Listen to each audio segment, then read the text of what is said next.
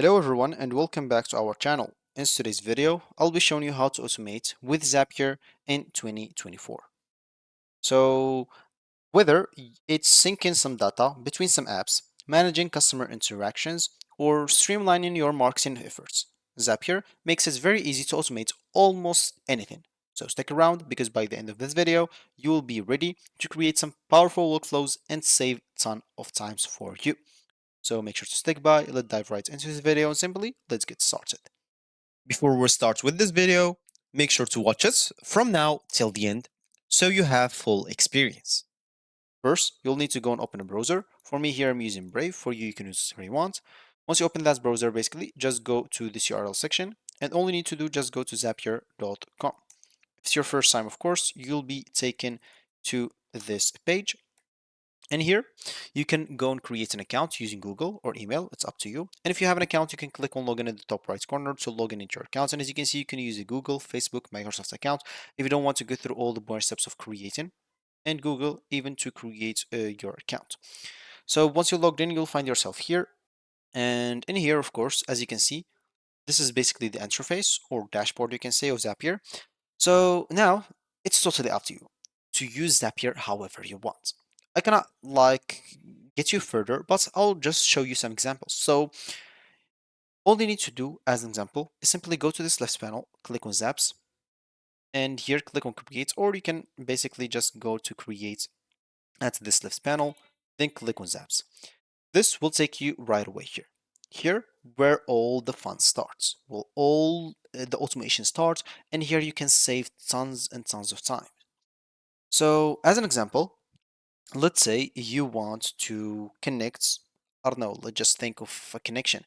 Maybe connect Slack with Gmail. So maybe when I receive a new email, I will send a message on Slack. How about that?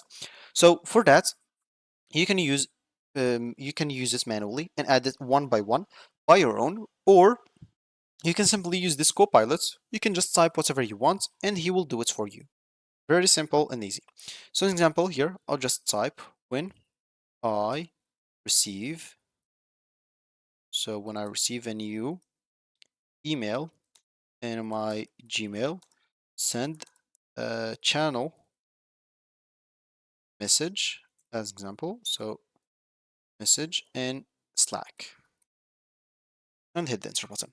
As you can see, you'll have to wait a little bit until it's finished and you should be good to go. After that, as you can see, it will create everything from you. All you need to do, just click on add all steps and it will be added here. Now your job is to fix any problem appearing here. So as example for Gmail, as example, normally if you still did not connect your account, you'll have to connect your account first. For me, it's already connected. You'll have to you can change even the trigger events. As example, if instead of new email, you can choose a new label, new attachments, and etc. Then, because you choose a new email, you'll have to configure it depending on whatever you want. So for me, I'll choose all inboxes and labels in here. For you, you can use a specific like inbox where you're going to receive that new email. Then you'll have to test it out. Just go and click on test the trigger once you are here, as an example, and you should be good to go. So let me just wait until the test finish. It should not take a lot of time, probably 20 seconds as an example. And once the test is finished, you'll find the check button right here. That check button means that everything is good to go. The same will be for Slack as an example. You'll have to choose the action event with the app, with the account, of course. Make sure to connect your account, then configure, because we choose send a message. The configuration will be different from an action event to another action event. For this message, I'll have to choose the channel and the message. So you mail received as an example. Once you finish with that, fill up any other information if needed, or if you want to, then click on continue. You'll have to do the same, test the step, and if everything is working as intended, you'll find two check buttons, and then you can publish it. What this publish button do, it basically means that you can simply now automate the stuff in here. So whenever you receive a new email, you will send a channel message in Slack. So if you publish it, it will be working forever until you disable it in Zapier. You will not be able to do just that. As I said, this is a notion that you can simply just swim into and you can get a lot of stuff by your own. So you can automate two stuff together. You can automate also more. There's premium features here in like Zapier, which are very, very good if you want to invest an example on it, especially if you're having a lot of workflows. So let's say an example, I'll choose an account that I'm still not connected to, because they'll ask you to connect into your account if you're not connected to something yet. So as example here, what about choosing, I don't know, I'll just type an F word here, or F maybe G. So, okay, what about KO? So, okay, I'll just choose this Como. I don't know what's that as an example. And in here as an example, once you choose that, you'll have to choose the trigger event. And then, as we said before, if you're not connected yet, this is the step that we've missed as example, which is connecting to your account. If you're not connected yet, click on connect and they'll take you into here. Whatever account you're trying to achieve, you'll have just to connect into it. If you already connected into it into the same browser, they'll not ask you to connect, they'll just ask you to allow the connection. And if it's allowed, as you can see, you'll find your account here.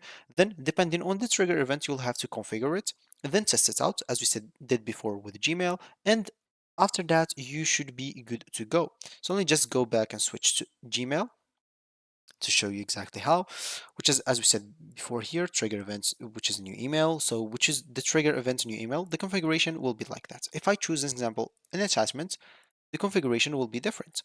Just keep that in mind. And for the account example, instead of changing here, you'll find like sign in, because if you did not connect yet. For me, I'm already connected, so I find change if I want to connect a new account if I want to. So as you can see, maybe new labeled email will get as example for this. It has no configuration, or it has, okay, it was just later a little bit. So as you can see here, it has another configuration. So it's up to you to do whatever you want. Once you finish all of that, click on published, and you should be then good to go without any problems. So yeah, as we said, the automated stuff in here, if you publish it, will be automated forever until you disable it or you stop it. It's up to you to do that. And yeah, so that's gonna be it for me today. I hope you like this video. Of course, if you have any issues, you can leave it down below in the comment section. I'll try to do it as soon as possible and respond to it as soon as possible. So thank you for watching again, and I'll catch you in the next video. So goodbye.